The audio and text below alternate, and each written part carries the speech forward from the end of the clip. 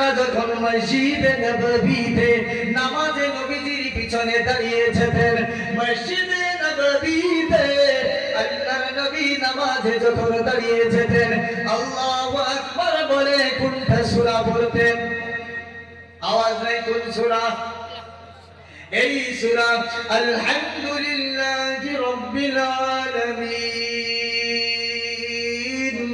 আর রহমানির রহিম মালিকি ইয়াউমিদ্দিন ইয়াকা না'বুদু ওয়া ইয়াকা নাস্তাঈন ইহদিনাস সিরাতাল মুস্তাকিম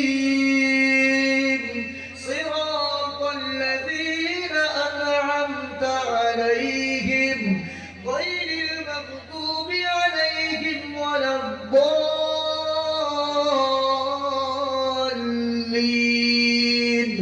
সবাই বলি আমিন। যিনি নরম করে দিতে পারেন তিনি হলেন আমার আল্লাহ। এই আওয়াজ কমে যায় কেন? তিনি হলেন আমার আল্লাহ। সেই মহান স্রষ্টার দরবারে সকলেই প্রাণ খুলে শুকরিয়া জ্ঞাপন করি, আলহামদুলিল্লাহি রাব্বিল আলামিন। প্রিয় নবীজির শানে সকলেই দরুদ ও সালাম পড়ি সাল্লাল্লাহু আলাইহি ওয়াসাল্লাম। ভাইরা আমার, আব্বা জানেরা আমার, ভূমিকায় সময় আমি বেশি নিলাম না, রাত্রি বেশি করে লাভ নাই। আবার ফজরের আজান হবে, নামাজে দাঁড়িয়ে যেতে হবে, ঠিক কিনা বলে? আজকের মাজমাটা হলো মাদ্রাসার মাজমা। মাদ্রাসার উদ্দেশ্য নিয়ে আমাদের প্রোগ্রাম, যারা বলেন ঠিক কিনা? আচ্ছা বলুন তো, এই মাদ্রাসায় যে কিতাবকে শিক্ষা দেওয়া হয় ওই কিতাবের নাম কি? জোরে বলেন, নাম কি? কোরআন। তাহলে যেহেতু এই মাদ্রাসায় কোরআনের শিক্ষা দেওয়া হয়, তাহলে কোরআন থেকে আলোচনা করার দরকার আছে, আছে না নাই? আর জোরে বলেন, আছে না নাই? আজকে আপনারা মাদ্রাসা ধীরে ধীরে পয়সা দিয়ে বড় করেছেন। কিছুক্ষণ আগে আমি শুনতে পারলাম 1 বছরে আপনারা কতটা টাকা দিয়েছেন।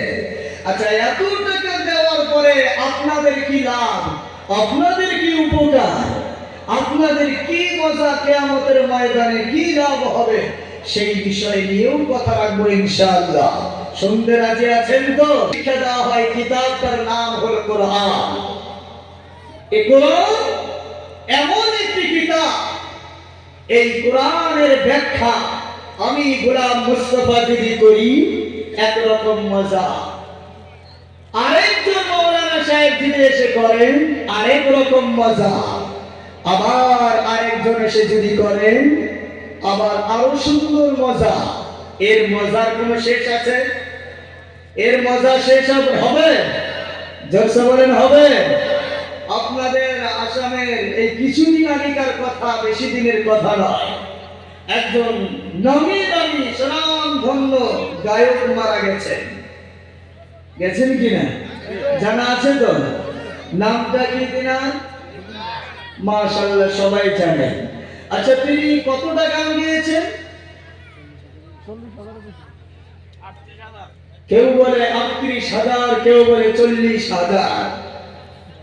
তা সবারই জানা মতে তিনি বিরাট বড় নামি দামি গায়ক ছিলেন, ঠিক কিনা বলে? তেনার বয়স কত ছিল? 50 বছর, কেউ বলে 52 বছর, তাই না? তা 50 বলেন বা 52 বছর বয়স বলেন, এই সামান্য সময়ে তিনি অল্প সময়ে 40,000-এর মতো গান গেয়েছেন। আমি আপনাদেরকে বলতে চাই, এই 40,000 গানের ভিতরে সব থেকে সুপার হিট গান যেটা হবে, ওই গানটা যুবক ভাইয়েরা যারা শোনো অবশ্যই হেডফোনে লাগাবে।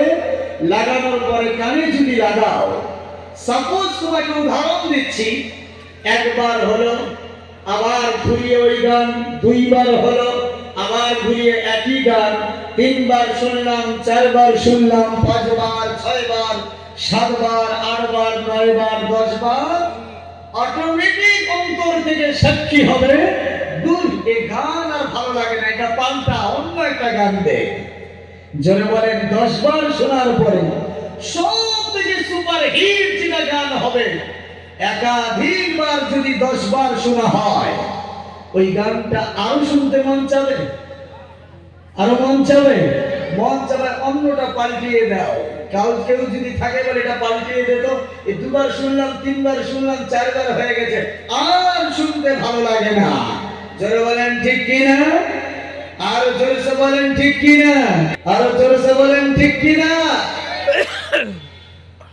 আমার আসামের আব্বা জানেরা কান খুলে শুনে নেই, আসামের নবী দামি গায়ক জুবিন গার্গ যার নাম, চল্লিশ হাজার গানের ভিতরে সব থেকে সুপার হিট গান